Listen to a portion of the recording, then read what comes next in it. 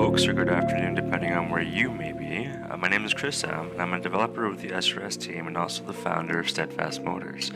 Today we're showing you the S100E Hsvs LHS. In layman's term, the LHS indicates that it has the capacity to lift, transport, and drop ISO containers all on its own without the use of other equipment. The LHS provides SRS with the capacity to transport supplies without the need for freight train, helicopter, or boat quickly and effectively.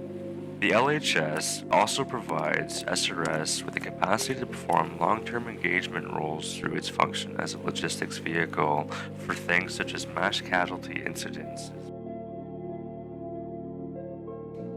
We will now hop into the cab of the LHS. Right off the bat, you will notice you have 4 mirrors. You have your left and right, you have your front mirror, and you have your side mirror. You will also notice that you have a main monitor for your speedometer, tachometer, and various other engine information. And to the right, you will have a secondary monitor which contains your radio system, which is hooked up to a headset for the driver.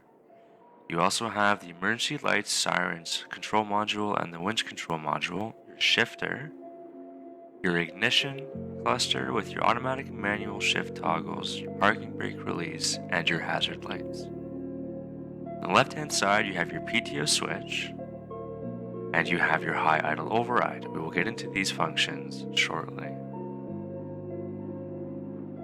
To the rear of the vehicle, you have a compartment for 6 crew. You have your heater to the right of you, and you have an interior light. We will now attempt a start.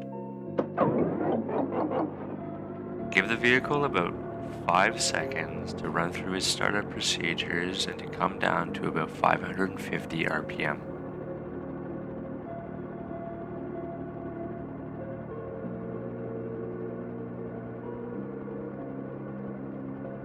Ensure you are in park as indicated by the red P on your main HUD.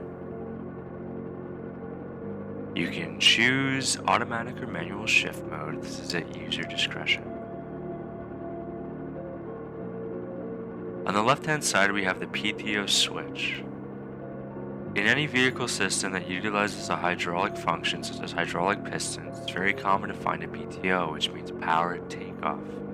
The PTO uses readily available power from the engine of the vehicle attached through a system that resembles much of what a drive shaft is that powers an impeller pump to power fluid through a hydraulic system. By engaging this, we are able to use the LHS portion of the vehicle. We will now engage it. You should hear the PTO come into effect.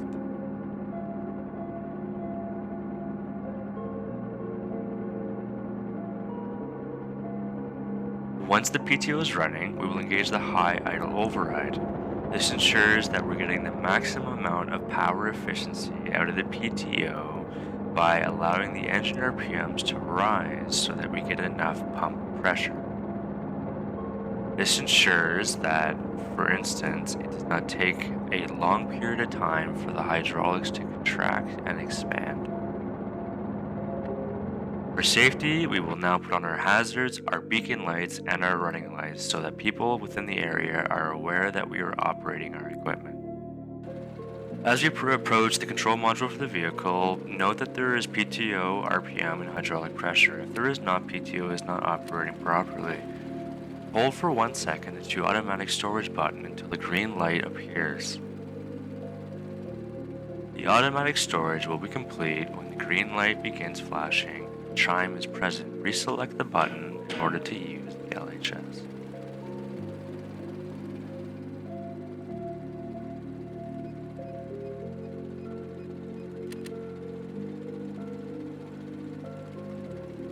Approach the rear of the LHS. Make sure to unlock the rollers for loading. This enables them to attach to the bottom of the seat can at the apex point. Ensure to unfold the collectors as well, as they help guide the seat can onto the bed of the truck.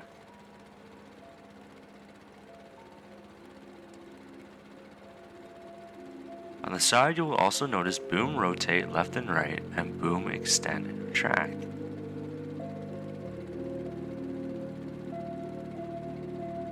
These directions are relative to the chassis.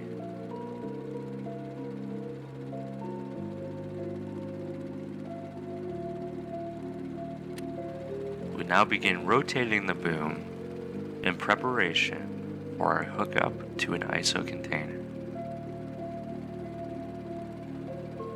Ensure you have adequate space between your truck and the container. If you need to adjust, hop back into the cab and realign. Unfold the top shoe arms into the loading position. They are folded down for transport when nothing is connected to help lower the height of the overall vehicle.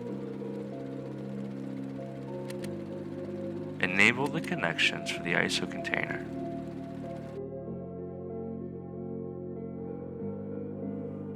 After aligning ourselves and connecting the vehicle, ensure to not engage the parking brake.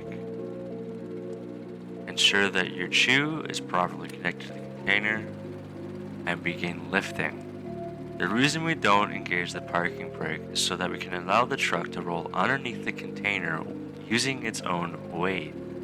That way we are not dragging the container across the ground, potentially damaging any property.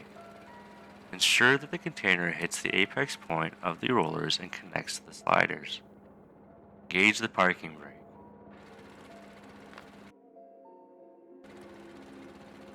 Now that the parking brake is engaged and the ISO container is on the LHS bed, we will do a visual inspection to ensure that it made its way onto the rails appropriately and isn't skewed to one side. We will now extend the boom to bring the container further onto the bed. We will now lock the storage to shoe connections. Ensure you hear them connect and ensure that all four are indeed connected. This stabilizes the container by connecting it to the main body of the truck.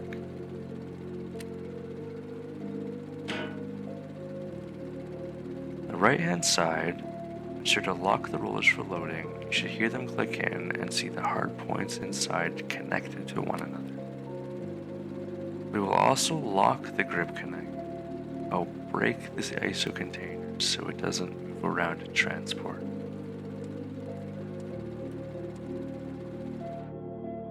After performing one more visual inspection of the vehicle, we are now ready to hop in the driver's seat and disengage the high idle.